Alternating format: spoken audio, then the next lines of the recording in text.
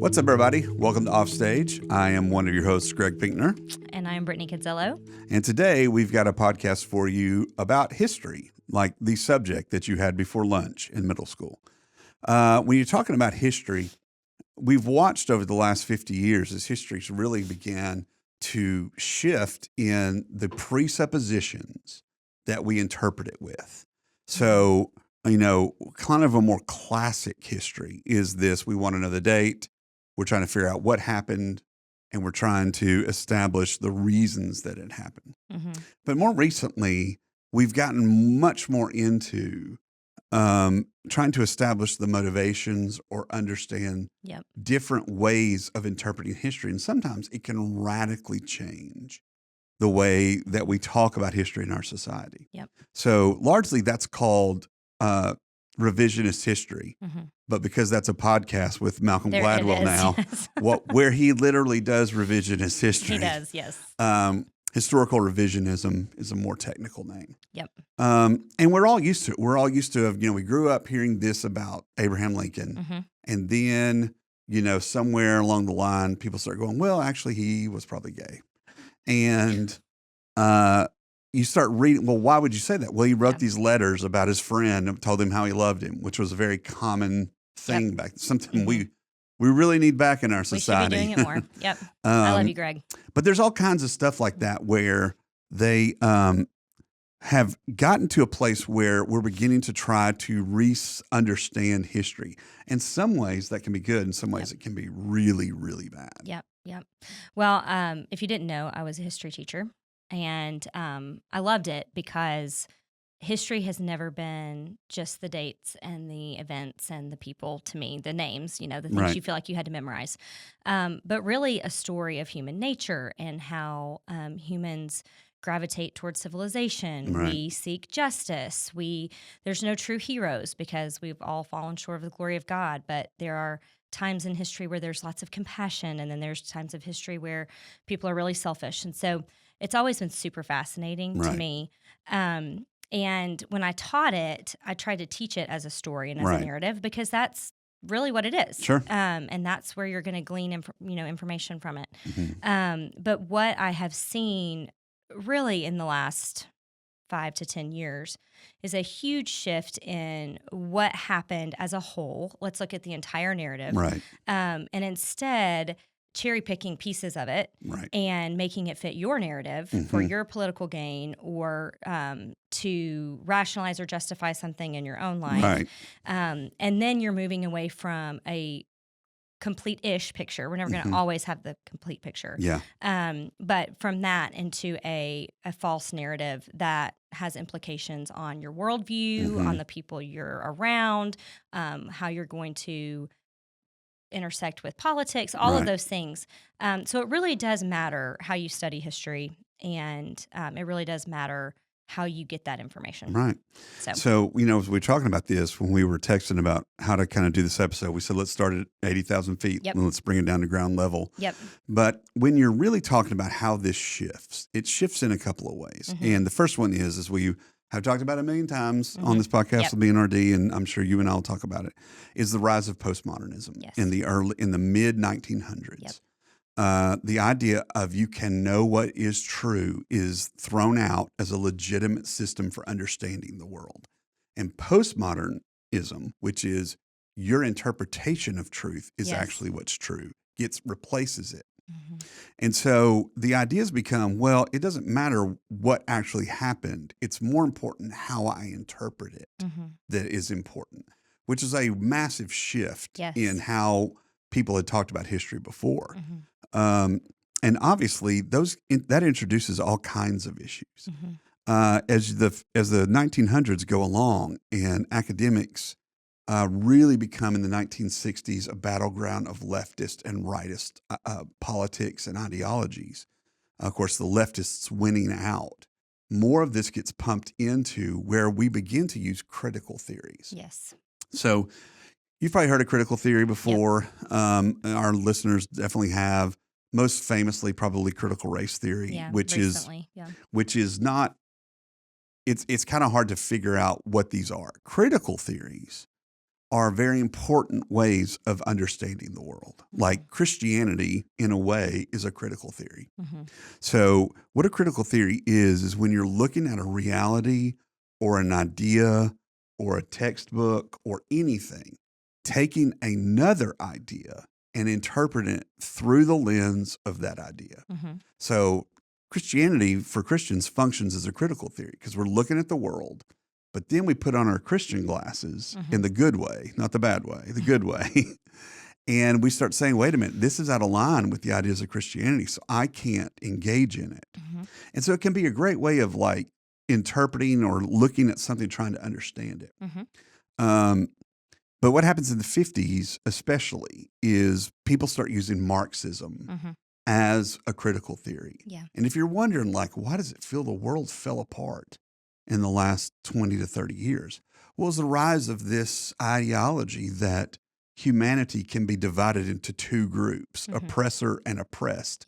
And nothing is that simple. Like no part of humanity is that simple. So Britt, you were a teacher in the schools and you have been around college students way more recently than I have. I don't know if you were around college students in 1989, but that was the whole thing. Maybe, but I don't remember it. But I have no memory of that. But as you watch kind of this unmooring of how we interpret history from its classical kind of mooring, like what are the impacts you watched in your classroom or you've watched your kids have to try to go through and those kind of things? In my classroom, not as much, but with college students and just with young adults or even people my age, ever since there has been a breakdown with postmodernism of what's real, what's true. If you don't have a really good idea or a really good solidified worldview of what is true, you can get tossed on the waves real quick. So when new things come up in culture, and somebody says, well, this is what's true about this, it can be really hard to figure out what to do with that. Because you haven't set up yourself for understanding how to figure out what's true, what's a reliable source. How did history become what it was? So most before postmodern times, Marxist ideologies taking root, primary sources were the main thing people looked at. And they looked at a lot of them, not one, a lot from one time period to try to get a complete version of what happened. And now what I've seen is, okay, well, let's pick these and I'm going to explain what I think it means.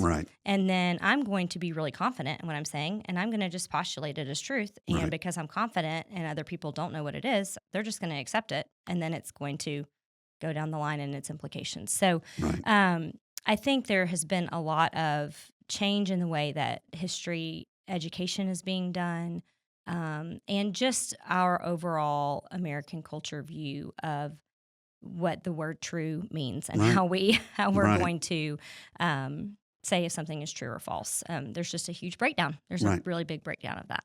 There definitely is. When I'm watching it and I'm thinking about, there's several things at play. Like, for example, in the academy at a university, if you're a professor and you want to get a better job or get tenure at a university, you have to publish. Well, if you're publishing papers that goes, we've already read that. I mean, in fields like history or social sciences and things like that. So one of the things you have to do is make a totally unique claim so people will be interested in publishing you.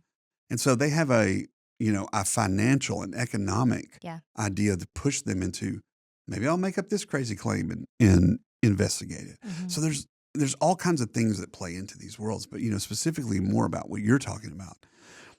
Probably if you ask people, what's the number one rule of history? Today, people would say winners write the history. Which is not true at all. Like if you study history, we have lots of stuff from losers in history. Specifically for Christians, one of the best sources of early Christianity we have is a Jewish historian named Josephus. And Josephus has a lot to write about Israel and Christianity. And he hated the Roman Empire, and he wrote a lot of stuff against the Roman Empire. But if winners wrote history, we would never see Josephus's side of telling us things. Like a lot of the stuff we know about Nero comes from Josephus. So you have to go, well, maybe he was slanting it a little bit because he hates these guys. Yeah. That's a legitimate question. Yeah. But saying only winners' histories get told is just not true. Right. It's just not. Yeah. And, I see so many people throwing stuff out going, well, that was probably not what even happened. I go, you have no basis for that other than this non-rule of winners' rights. So it can't be that. Yeah. Yeah. Well, and I also see that a lot of history has been written by people like Josephus, which is a man who was educated. Right. And for a long time in history, women were not as educated as men. So yes, men wrote history. Right. Some men focused more on men because they were the ones who were holding careers, and that's who they knew. And I think when you talk about revisionist history, the good parts of it are that some people are going back and looking at women's journals and really looking at how women shaped society in ways that hadn't been traditionally written about. Right. But it doesn't negate what was written to start. And again, when you're talking about critical theory and you're talking about some things that have entered into the public sphere in America, there is this jump to, well, we don't want to just look at the men who wrote history. Right. Well, they're the ones who wrote it because they were the ones who could. Right. But also, we need to be looking at how they wrote it, why they wrote it. And a lot of them did speak about the women in their life. I'm just using women as an example because that's a way that this is not a negative term all the time. Sure. Minority groups, you see them written about. Are they written about as much as the person who was writing about their group and power? Maybe not, but we can still go back and see that they are being referenced. And then we can go to their archaeology, their groups, and look at their stuff and add to the narrative. Right. So this is not always bad, but it can be very bad when people aren't willing to do the work to look at several different sources on both sides of an argument, if it's motivated politically or motivated economically, whatever. People are going to have bias and they're going to have motivations for writing what they write. So I think that we need to be very cognizant of that, and we need to be willing to do the work of looking at different sources. Yeah, absolutely. As women became more educated, mostly in Europe, mostly 1700s is where you'll start seeing it. All of a sudden, because people kept all their letters, women become like, if you're going to study the Revolutionary War, you're going to read a lot of women's sources because of letters, like Abigail Adams, who was the wife of John Adams.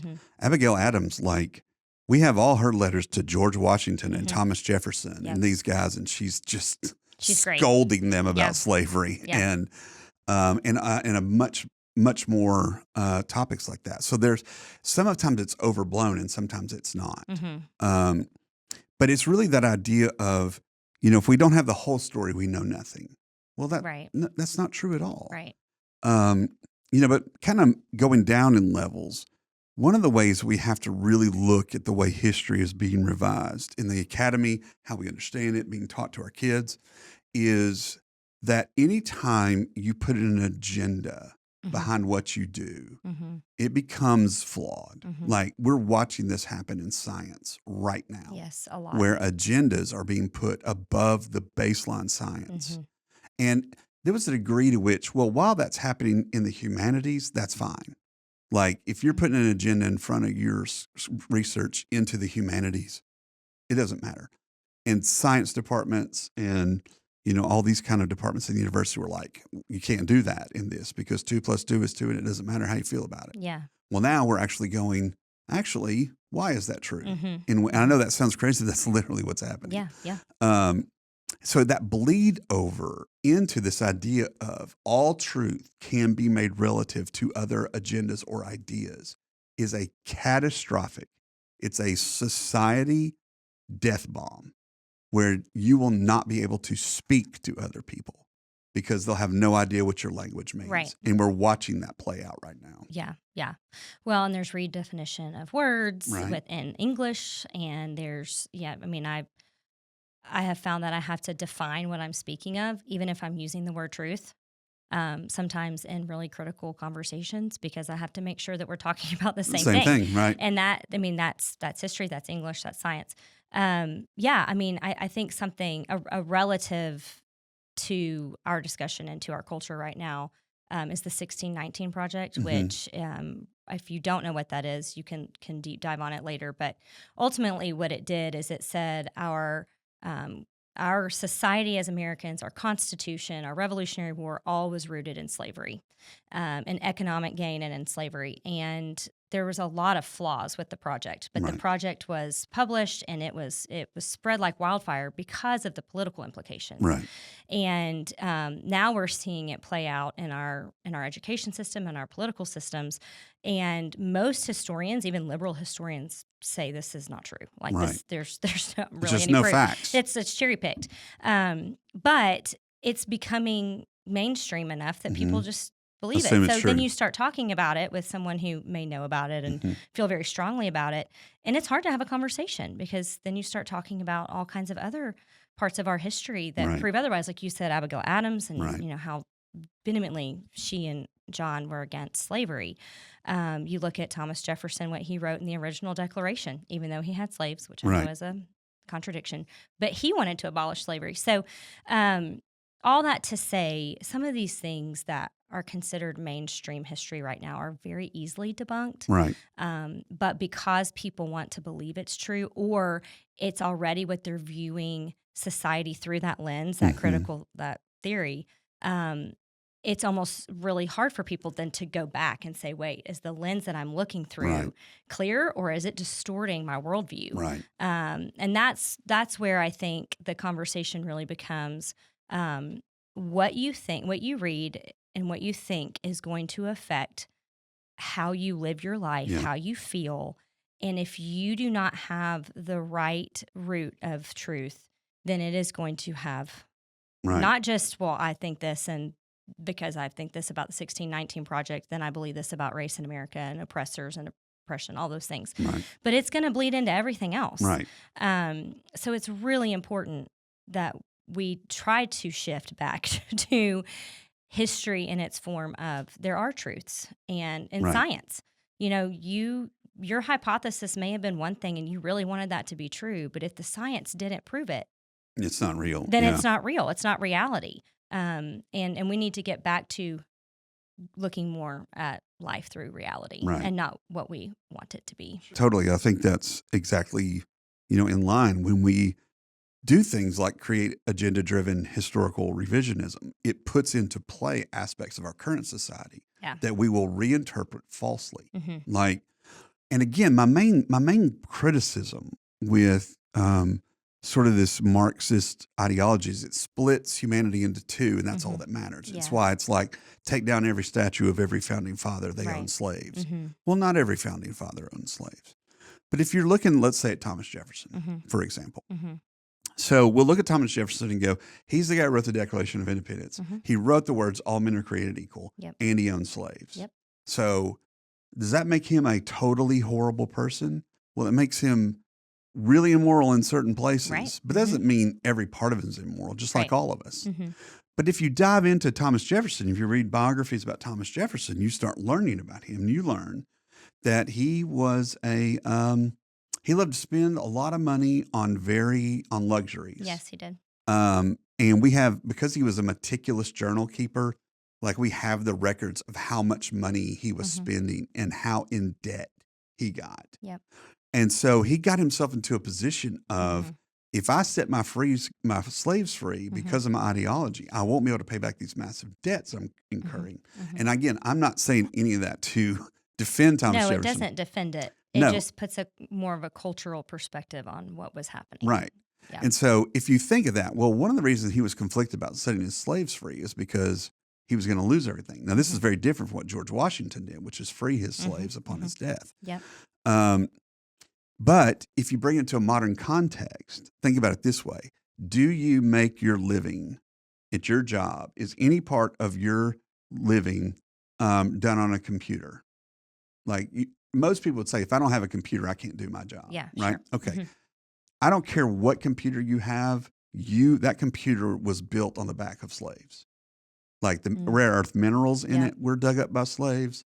Some of these processing plants where they build these things are slaves. You hear the stories about Foxconn, which builds all Apple stuff, where they have nets to keep the workers from killing themselves.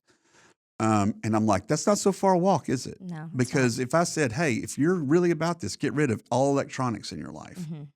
would you do it?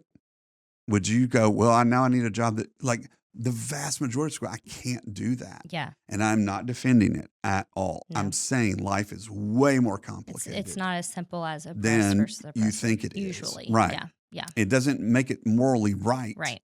But it also means, hey, there's so many factors in play. I can't know them all. Yeah. Right. Yeah. You know, when I'm thinking about this topic and how we can redefine things, it puts into perspective that this is another way in which Christianity has to reform how we look at the world. Yes, it does. Right. Yep. So if you want to talk about history, like our Bible is a history book. Yeah. And very, very important to believe there was these actual people who did these actual things. Mm-hmm. And they were rooted in reality and we understand them appropriately. Like that would be the centerpiece of Christianity in some ways. And so to say, well, this doesn't really matter is like, well, if it mattered that Jesus died on a cross or not, as to whether you're saved or not, then you can see how understanding history right can be really important because it's going to change things. And God built a world of reality. Mm-hmm. As much as people want to say we're in a simulation and we're a video game that people are playing, which, by the way, I want to find the 11-year-old that's playing my life and just going, I'm going to make this dude suffer. Let's give him. What are you doing? Let's give him every autoimmune disease that they make. But he made a real universe that's touchable, that's engageable, that is able to be reckoned with. Mm-hmm. And so we have to tie as Christians our ideations of how we see the world, how we see history, how we see our current lives as grounded in a reality that can be described. Because if not, then the universe that God created is not laudable or praisable. You can't say anything about it being good. Yeah. And God is very much like, no, it was good. And you can say it's good. So I don't think people necessarily, and you know, most people are just trying to go, okay, I got baseball, I got dance recital, I got this, and they're not going to sit down and really try to churn through some of this stuff. But it is important just to take our step back and kind of go, okay, what's real? What is really true? And of course, today now, it's so hard to find it. Yeah. Because everything is so agenda driven now from both political sides of the part. Both sides are just twisting everything according to ideology that it's crazy. Yeah. And so Christianity has to be this middle path. Yeah. Well, and that's where it becomes hard because you can't just go to one trusted source anymore. You kind of have to have a plethora of sources on each side to be able to find the truth, which is usually in the middle. Right. Not always, but usually is. And I think that as a Christian, we should be able to look at history or even in our current cultural moment and say, if somebody is being put on a pedestal as a hero, there's probably some issues with that because all of us have fallen short of the glory of God. Right. All of us have a sin nature, and there's going to be some things that are off. Right. And then also, on the other hand of that, we can rest assured that God is sovereign because he does deal in reality. Right. And regardless of what people are telling us is true, we can go to his word and find what's true. And also, when we don't know what's going on, we can get on our knees and pray boldly, like RD was talking about in his last sermon, and ask the Lord to make it clear what's true, and also ask him to, become evident in our chaos. Like he orders things. Right.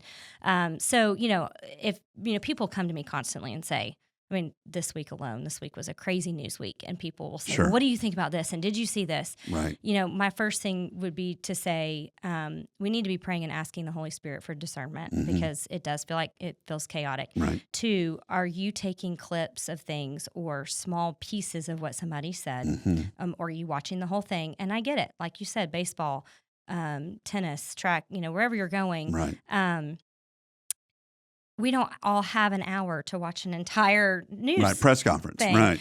However, if it's important to you and if you find yourself getting passionate about something, then you need to find the time. Right. Because if you are then going to have conversations with other people and have an opinion about it, then it needs to be informed.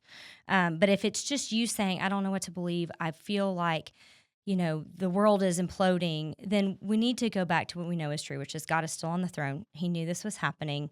America isn't always going to be the strongest, most prosperous nation. What? I know. I'm sorry to tell you. How dare you, ma'am? But we are told that as kids. I remember as an adult being like, wait, what? This isn't just a secure thing forever, that we're just going to have America as we want it to be. And so This is all wrong. We will stay the strongest country of all time. But we have to be in submitting ourselves to what God is doing in the world and in our small spaces, doing what we can to take care of the poor, to make sure that people are not oppressed if we have anything to do with what's going on, to seek justice, but to also make sure that what we are filling our thoughts with is not then coming out in feelings and actions that are against the fruit of the Spirit. Right. Like we should be able to be gentle Mm-hmm. and patient and kind.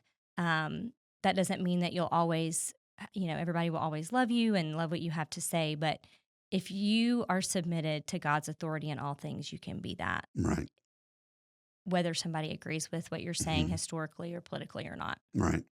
Well, I think just as Christians, for us to look back in history and see people and go, well, they're totally worthless now. There's only one perfect dude in the Bible, right? Yeah. One. Everybody else, pretty messed up. Yeah. Did some awful things. Very awful things, yeah. Right. And if we're going to look at those people and say, well, they were, heroes of the faith, so to speak. And that's not my language. That's, Hebrews 11. Hebrews, yep. These heroes of the faith, and say, well, they did some nasty stuff sometimes, but still their life had meaning and purpose, that we should extend that to everybody. Like if you're, a hard right-wing person and you're going, Karl Marx was totally dumb. Well, you have to look at the world he lived in, where the industrial age was beginning, and, these tycoon owners of manufacturing plants would pay people 1 cent a day. And if you died on the job, they'd just throw you in with the stuff and get another worker. And they were just crushing. They were just crushing people. And so, of course, somebody who is moral in any meaningful way is going to go, this is wrong. Yeah. How do I think about this to describe it? So Marxism came out of a reality. What was that reality? What was unjust about that reality? What was just about that reality? Yeah. And who doesn't want to live in a world that communism paints? Like we know now, right, through history, knowing our deals, that it didn't work. But like, if somebody came to you and defined what Marx believed and wanted for the world, well, shouldn't we all want that? Yeah. Like to live in peaceful community and we all are equal and we all have our needs met and we're meeting other people's needs. Like, yeah, that sounds good ideologically. Right. Unfortunately, we now know that it's not going to work with human nature. But what he wanted seemed to be good. Yeah. No, it's a great idea. Yeah. It just doesn't take into account human nature. We're humans. Yeah. Right. Right. All animals are equals, but some animals are more equal than others. Sorry, that's from Animal Farm. Yeah. It was coming to me. For those who are not familiar with that quote. All this to say, Britt, as we start kind of wrapping up here, we have to watch how the vision of our world is shaped.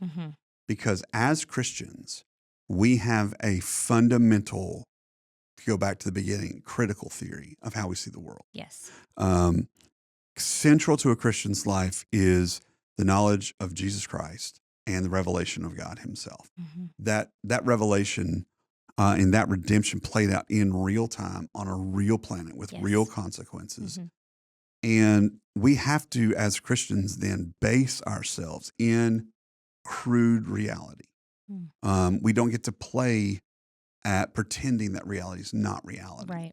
Now, that doesn't mean every single way that revisionist history is done is bad, because like you're saying, there is value to going back and go, okay, we only read the letters of the founding fathers. Okay, so now we have that. But then you read their wives and their correspondence with other women and you go, oh, that's a totally different vision of this guy.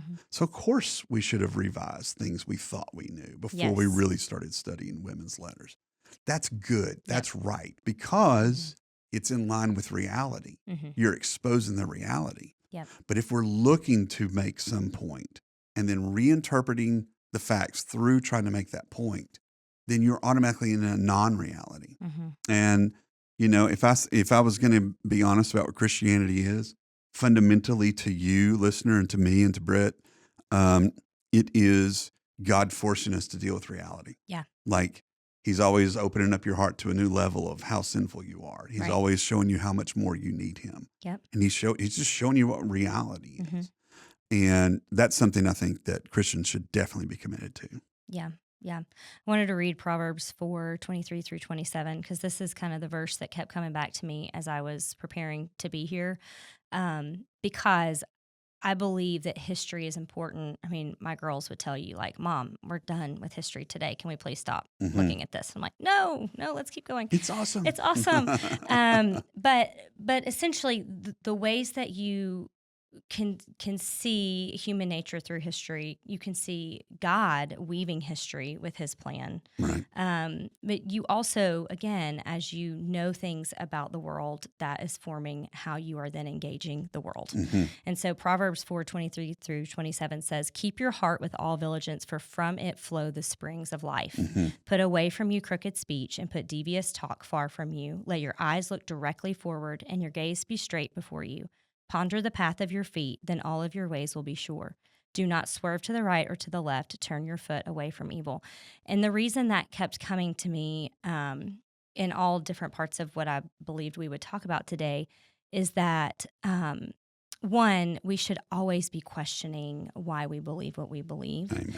And we should definitely have people in our life, maybe not our closest people, but we should have people in our life that disagree with us. And we should be constantly coming against what are the disagreements and always questioning, am I right here? Right. And through a Christian lens, which is your heart. Like, so when I read this verse and it says, keep your heart with all diligence, for from it flows the spring of life.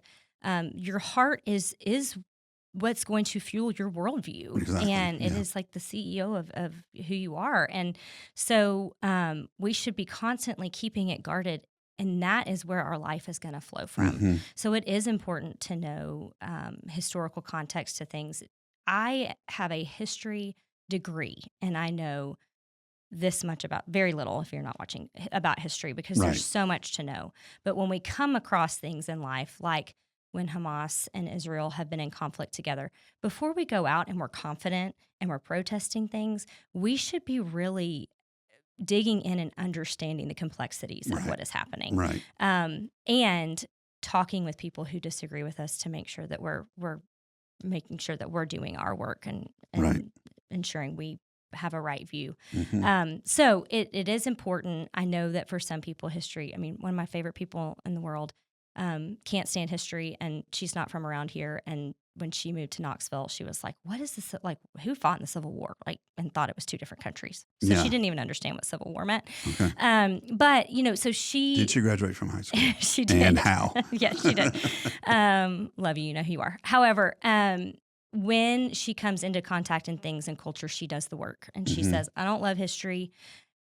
Brittany, obviously you do. You have the passion for it. But I'm willing to do the work so that I can make good, informed decisions with how I live my life, with who I talk to and how I talk to them, and how I vote. All of those things are going to be influenced by that. So, absolutely.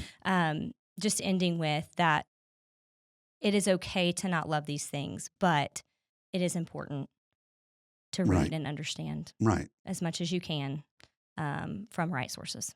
Oh, yeah, absolutely. Grounding yourself in reality. Yeah, grounding yourself in reality. Never a problem. Yeah. Well, hey, thanks for joining us on Offstage this week.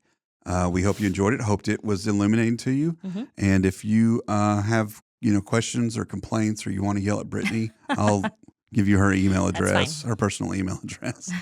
But you can actually email us at offstage@fellowshipknox.org if you want to comment or give us topics you'd like to hear. Yeah. But thanks for joining us, and we will catch you next week.